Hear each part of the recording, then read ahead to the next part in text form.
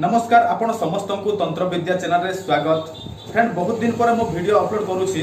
देखंतु एटा आपण माने जानते एही चैनल कहार जे, किंतु भाई एही चैनल रे मो वीडियो अपलोड करबी बोली के कहिथिली, किंतु भाई कोन करबी टंका इन्वेस्ट करबा को पडुथिला, सेति पय भाई वीडियो अपलोड करि पारो नथिली।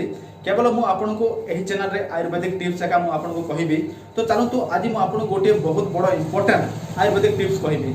देखंतु आजिकाली अधिकांश बैचलर हो किंबा जे माने कि विवाह करिसंती से मानकर गोटे समस्या जोटा कि हमर यौन दुर्बलता भाई देखिथिबे, माने हमर सेक्सुअल प्रॉब्लम होउची।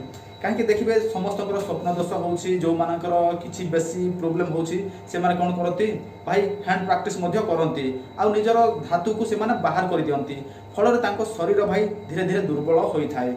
किंतु आज म आपन को गोटे स्पेशल गोटे आयुर्वेदिक एमिति उपाय कहिबी जोटा जदि आपण प्रयोग करि पारिबे ताहले भाई आपण को शरीर रे प्रबल मात्रा रे वीर्य वृद्धि हबो। ता सहित आपण घंटा घंटा धरि कि आपणकर जे कि लाइफ पार्टनर थिबे तांको सहित सहवास कले मध्य आपणकर कोनोसी फरक पड़िबो नाही।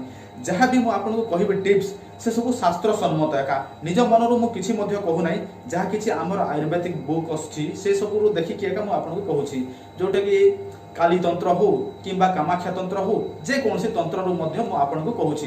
तो चलंतु मु आपनको फटाफट कहूछि। आपण माने समस्त सिमुली गछ को तो जानंती। एही सिमुली गछ आम ओडिसा रे सब जगह देखिबा को मिली थाए। आपण एही सिमुली गछ माध्यम रे ही करि परिबे सही चमत्कारी औषधीय प्रयोग विधि। देखंतु आपण माने कोन करिवे, प्रथमे सिमुली गछर मूलर छाली नेबे एवं जो सिमुली गछ थिबो ताहार कंद, देखंतु चेर को ही कंद कुहा जाय। एही सिमुली गछर एही दुईटी जिनिस को नेबे, केवल 4 तोला ओजन नेबे। देखंतु एटा 2 तोला आ एटा 2 तोला, 4 तोला नेबे एवं ता सहित आपण कोन करिवे पिपली। आपण माने पिपली जानंती, पिपली जानि नाहंती ताहले आपण कोनोसी एक आयुर्वेदिक दुकान को जिबे, सेठी पिपली मागी नेबे, से आपन को देई देबो। तापर कोन करिवे सेही मूल एवं छाली को आपण क्षीर बुझले 250 ml क्षीर रे पकेबे एवं भल भाबे सिझाई देबे। जेते बेले सेटा नालिया हे जिवो तापर आपण जो थिबो जो पिपली गुंड थिबो सेटा को पकेबे। पिपली मात्रा हेउची कम से कम 4-5 टी पिपली पकेबे, अधिक पकेबे नाही। तापर भाई आपण प्रतिदिन सकाळो एटा को पीबे खाली पेट। देखो तो एटा कामाख्या तंत्र रे वर्णित करा जाय छी। जदि कोनोसी मनुष्य एहा को 7 दिन रु 15 दिन पर्यंत व्यवहार करंती ताहले तांको शरीर देवतुल्य होई थाए। आ जो मानकर बयस 50 वर्ष होइथिबो से मानकर बयस 30 को पले आसीबो। देखो तो एटा मु कहू नाही, जोटा कि कामाख्या तंत्र रे लेखा अछि से सब मु आपन कहूची। आपन को स्क्रीनशॉट मध्ये मु देखे दोची। देखो तो एटा जहां लेखा हिची एही हिसाब रे ही मु आपन को कहूची। जदि तो आपनकर कोनोसी भी प्रॉब्लम अछि ताहले भाई आपण माने एहा व्यवहार करंतु।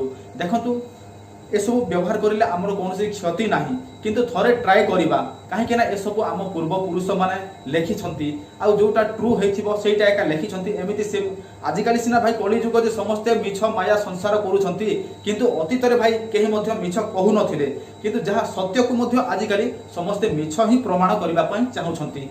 तेनु भाई आपण माने एहा जदि पारिबे ताहले प्रयोग करंतु। मु आपन को कोनोसी खराब कथा कहू नाही, जहा भी कहूची से सब शास्त्र सम्मत। तो भाई मोर कहिबारे टिके प्रॉब्लम होउची, तेनु मते क्षमा कर देबे। काहे कि ना भाई मु एटा टिके कहि पारु नाही, सेति में क्षमा करिवे। तथापि आपण माने मु जहा जहा कहूची से सब बुझी पारुथिबे। देखंतु आपण जहा कि समस्या थिले आपण यहा निश्चय व्यवहार करंतु। भाई थोड़े ट्राई करंतु। एटा होउची आम लाइफ रो मैटर। आपण हजार हजार टंका खर्च करिवे, किंतु भाई एथि पई आपण कोनोसी टंका खर्च करिवा पड़िबो नाही, केवल टिके परिश्रम करिवे सेति केका। जदि आपण टिके परिश्रम करिवे एवं आपनकर लाइफ टाइम पई किछि उपकार मिलुछि ताहले भाई निश्चय थरे करिके देखिया कथा। कम से कम आपन को 7 दिन किबा 15 दिन करिवा को कहूछि, अधिक दिन नाही भाई।